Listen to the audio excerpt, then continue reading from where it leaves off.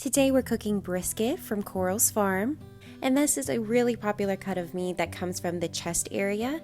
This tends to be an area that is well exercised or moves around a lot, and that is going to produce a tougher kind of meat. So we just need to cook this low and slow so that we get all of the fat melted into the meat and we get a nice tender cut. We started out by giving this a nice dry rub, and then we added it to our pan that's set on medium-high heat.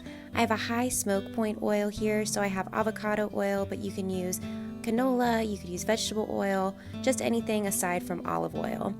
Now we are going to just let this sear on all sides until it gets nice and brown. And I say all sides, make sure that you get every single one. We want to infuse that flavor. We're going to add a 1-to-1 ratio of barbecue sauce and water. We really want to make sure that this stays hydrated in our oven. So we're just going to make sure that everything is nice and coated, cover it, and add it into our oven at 275 degrees for about 2.5 to 3 hours. In the meantime, we're going to get together our creamy jalapeno slaw. To the base of a food processor, I'm going to add in some cilantro, jalapenos, green onion, minced garlic, freshly squeezed lime juice, a little bit of non-fat Greek yogurt.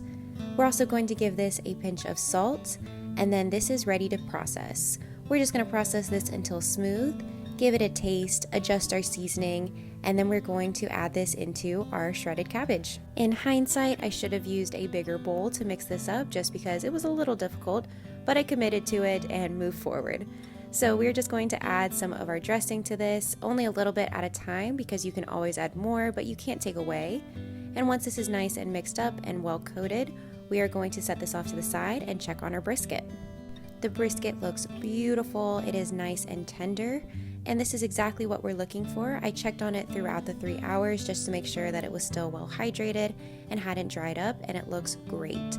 We're going to thinly slice this, and then it is time to assemble our tacos. To assemble our tacos, I have 2 corn tortillas here that I just warmed up a touch.